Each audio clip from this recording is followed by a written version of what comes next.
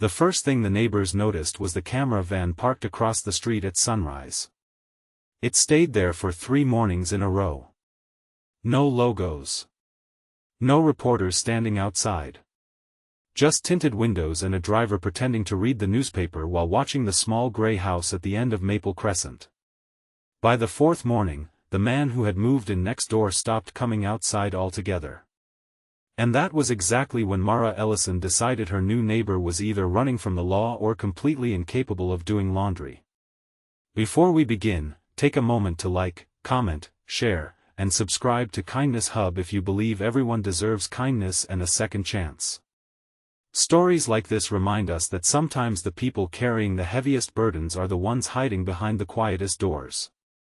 Mara was 32, a single mother raising her 7-year-old son, Beckett, in a modest neighborhood where everyone knew each other's routines. She worked mornings at the local library and spent afternoons helping Beckett with homework before taking on freelance bookkeeping jobs after he fell asleep. Life wasn't easy, but it was steady. Steady was enough. Her ex-husband had walked away 3 years earlier, leaving behind unpaid bills and a child who still asked difficult questions on rainy nights. Mara had learned to fix leaking faucets, assemble furniture, stretch grocery budgets, and smile through exhaustion. So when the moving truck arrived next door, she noticed details automatically. The new neighbor owned exactly 3 suitcases. He had no family helping him. He unloaded everything himself despite looking exhausted. And he wore a baseball cap pulled low over his face, even in the shade. The neighborhood welcomed newcomers with homemade cookies and polite curiosity. Mara baked blueberry muffins and walked next door with Beckett that afternoon. The man answered after a long pause. Up close, he looked older than she expected, maybe early 40s, with tired eyes and stubble that suggested sleep had become a rare luxury. He introduced himself simply as Callum Reed. No mention of work. No mention of family. Just a polite smile that never reached his eyes. His house looked strangely empty inside. A folding chair. A coffee maker. A mattress on the floor. Nothing hanging on the walls. No photographs. No signs of permanence. For someone who had apparently rented the house for an entire year, it felt more like a hiding place than a home. Over the next few weeks, Mara developed an accidental routine of noticing Callum. Mostly because Callum gave people plenty to notice. His porch light stayed on all night. Packages arrived almost daily. He only left the house early in the morning or late at night. And every Tuesday, he hung laundry outside in ways that defied common sense. Shirts inside out. Socks clipped to the same clothespin. Dark clothes mixed with white towels. Once, he accidentally hung a sweater upside down so it stretched nearly to the ground. Mara watched from her kitchen window, shaking her head. Whatever mysterious life he had lived before moving here, apparently nobody had taught him how to wash clothes. Beckett found him fascinating.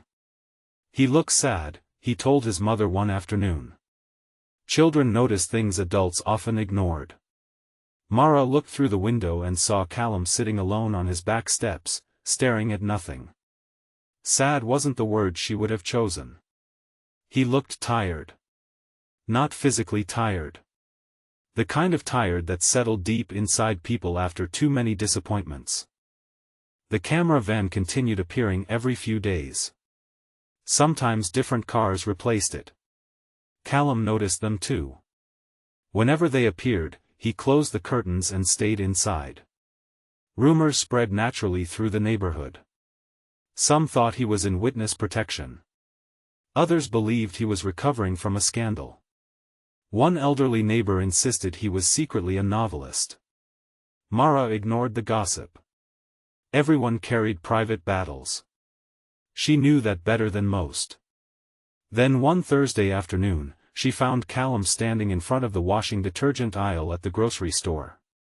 He looked completely overwhelmed. For nearly 5 minutes, he stared at different bottles as if trying to solve a complicated equation. Without thinking, Mara walked over. She pointed to the simplest option. He laughed softly, embarrassed. That small moment changed everything.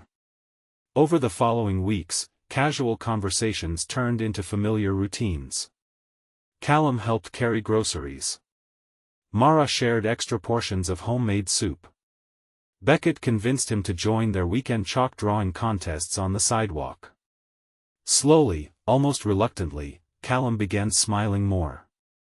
He fixed Mara's broken fence without being asked. He helped Beckett build a birdhouse for school. He even learned how to separate colors from whites. But there were still mysteries. Sometimes he disappeared for entire days. Sometimes he looked exhausted after receiving phone calls. And occasionally, Mara caught him checking the street with visible anxiety. One afternoon, she noticed him sitting on his porch with his head in his hands. For a moment, she considered leaving him alone. Instead, she walked over with 2 cups of coffee. They sat quietly for several minutes. Eventually, Callum admitted he hadn't been sleeping. He said he was trying to rebuild his life. He said he had made mistakes. Not cruel mistakes. Human mistakes. The kind that become headlines when the world is watching. Mara didn't ask questions. Trust couldn't survive interrogation. It needed patience. Weeks turned into months. Summer arrived. Beckett started calling him Mr. Callum. The empty house next door slowly transformed into a home. Photographs appeared on shelves. Flowers bloomed in the front garden. The porch light stopped staying on all night. Then everything changed on a bright Tuesday morning. Mara opened her front door and froze. 3 news vans lined the street. Reporters stood on the sidewalk holding microphones. Neighbors peeked through curtains. Callum stood in his driveway, pale and motionless. One reporter shouted questions. Another camera pointed directly at his face. Suddenly, Mara understood. She recognized him. Not from the neighborhood. Not from the grocery store. From television. Years earlier, Callum Reed had been one of the country's most successful investigative journalists. His reporting had exposed corporate corruption, earned national awards, and made powerful enemies. Then came the scandal. A source he trusted had fabricated evidence in a major story. Although investigations later revealed Callum hadn't knowingly participated in the deception, the damage was already done. Public outrage moved faster than truth. His career collapsed. Sponsors disappeared. Friends stopped calling. Every mistake he had ever made became public entertainment. For years, strangers debated his character without ever meeting him. The headlines had followed him everywhere. Until he moved next door. To hide. To disappear. To breathe.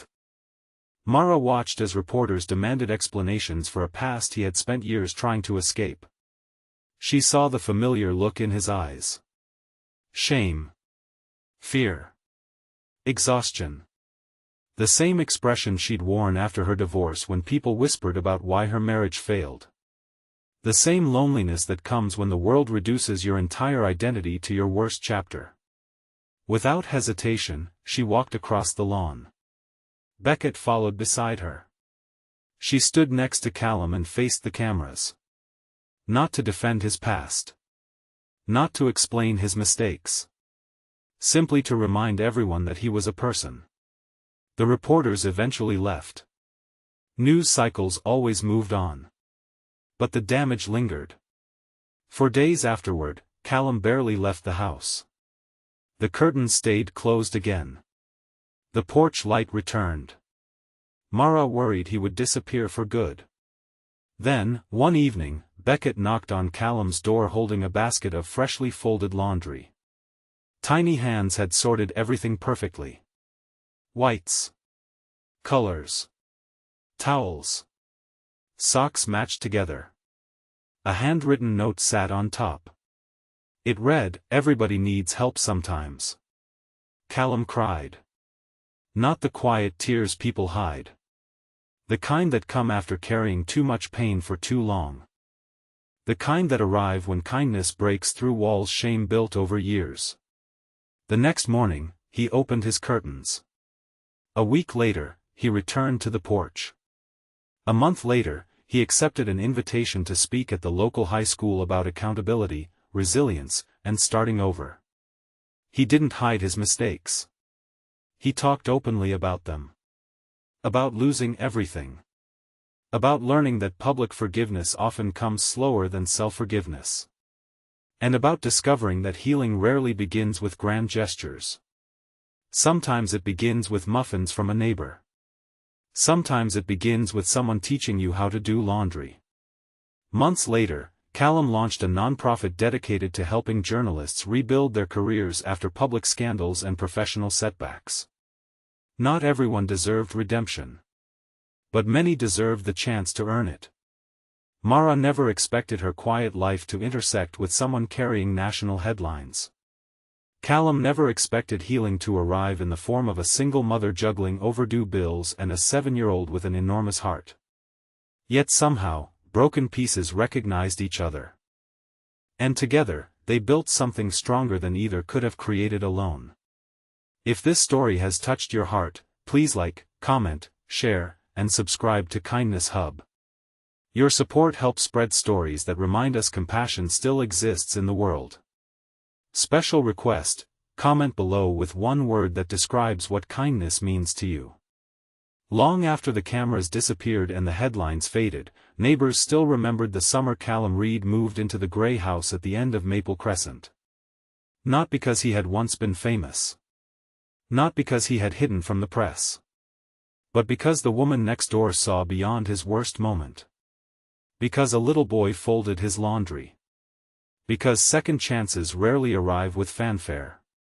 They arrive quietly, carrying muffins, patience, and the simple courage to believe people can become more than the mistakes that once defined them. And sometimes, the people trying hardest to disappear are the ones who need to be seen the most.